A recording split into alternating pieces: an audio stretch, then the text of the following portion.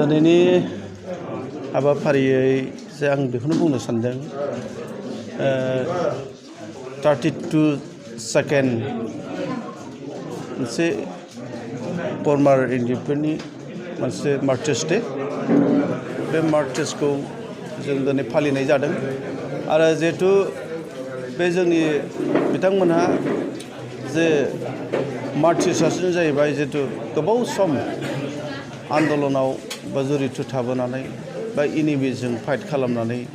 दिनै बिथांमोना मुंख्लं जालांदों दा बेनिखायनो जोङो दिनैनि बे 14 सेप्टेम्बरखौ जों फालिदों आरो जिहेतु जोंनि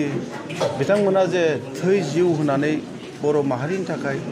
दिनै गादबनाय नासयनायनिफ्राय उदां जानो थाखाय दिनै नांनानै जिउ बावदों दिनै बेनिखायनो जोङो बिथांमोनखौ बोसोरे बोसोरे फालिनाय जागोन आरो जिहेतु इयुनाव जोङो साबसिननिफ्राय साबसिन फालिलांनाय जागोन आरो बेनिखायनो जे बिथांमोननि थै जिउ बावसोमनायावनो जे गादबनाय नासयनायनिफ्राय दिनै जों उदां मोनदों थांनाय 27 जानुवारियाव जे एकर्ड जादों बिथांमोननि मोनसे थै जिउनि मोनसे बेसेन दं बेनिखायनो जोङो दिनै बर' माहारिनि गेजेराव मोनसे बेखौ जारिमिनारि मोनसे मार्चेस डे होननानै जोङो दिनै बेखौ घोषणा खालामदों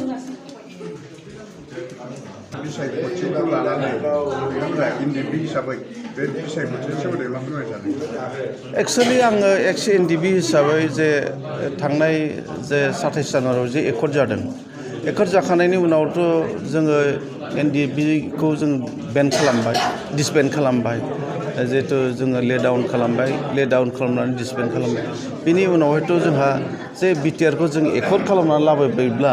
जे माखासे बिटिआरनि दफाफोरखौ इमप्लिमेन्टेसन खालामनो थाखाय जे सागानगिरि बा साप'ज सिगनेटरि जे जों जानानै बा सरकारखौ जोङो मोनसे बिटिआर सरकारखौ सालायनानै माखासे दफाफोरखौ इमप्लिमेन्टेसन खालामनो थाखाय जों जिहेतु उपाय गैया जों इलेक्सनाव जों फैनो गोनां जादों आरो आं बेखौनो बुंनो सानो जे आङो सासे एक्स एनडिएफबी हिसाबै इउपिपिएलआव हाबनानै आंखौ माने सराइबिल समस्तियाव जे केन्डिडेट हिसाबै माने आं दा गसंनानै दङ आं बेखौनो बुंनो सानो जे दिनैनि जे मार्चेस डेनि गेजेरजोंनो आं फोरमायनो सानो जिहेतु आंनि बे 2020 जे इलेक्सन बे इलेक्सनखौ आङो जे इउपिपिएलखौनो सरकार दागोन होननानै आङो आसा खालामदों आरो बेयो कनफार्म आरो जेनेबा सराइबिल समस्ति हिसाबै आं केन्डिडेट हिसाबै आं देरहानायबो मोनसे कनफार्म जानानै फैबाय हिसाबै जोङो 14 सेप्टेम्बर दिनै जोङो सानखौ फालिदों बेनि गुदियाव जों बुंग्रोनांगोन जे थांनाय 1986 आव 3 अक्ट'बराव एनडिएफबीआ जोनोम जादोंमोन आरो 2 बोसोरनि उनाव 1988 नि जोंहा 14 सेप्टेम्बराव जोंहा फार्स्ट मुंख्लं जादों आरो बे बिथां बांबुरगोरा बसुमतारी थैनाय सानखौनो लानानै जोङो दिनैसिम बोसोरे जोङो मुंख्लं सान हिसाबै 14 सेप्टेम्बरखौ फालिबोबाय थादों आरो दिनै एनडिएफबी हिसाबै जोङो 34 बोसोर जे हारि आरो हादोरनि थाखाय जोङो दावहा होबोदोंमोन आरो दावहा होबोयै जोंनि जे जोहोलावजोफ्रा दिनै 5,000निबो बांसिन जों मुंख्लं जाबोदों आरो बिथांमोननि थै जिउ बावनायनि बेसेनखौ जों अराय सम जों बावगारनो हाया बिथांमोनखौ जों गोसोखांबाय थागोन आरो दिनैनि सानावनो गासै जोंनि बे मुंख्लंफोरखौ जों गोसोखाङो आरो जोंहा बिथांमोननि जे थै जिउ बावनायनि बेसेनजोंनो दाख्लै थांनाय जे 27 जानुवारि 2020 आव जोङो बिटिआर मुंनि मोनसे एकर्ड जों खालामफैनो हादों बिथांमोननि थै जिउ बावनाय आरो जोंनि गासै बर'नि जे रायजो राजा दिनै दल संगठनखौ लानानै जों मोनसे हारिनि गोरोबथा खालामफैनो हादों आरो बिथांमोननि थै जिउ बावनायनि बिहोमाजों जों दिनै मोननो हादों आरो दिनै जोङो थांनाय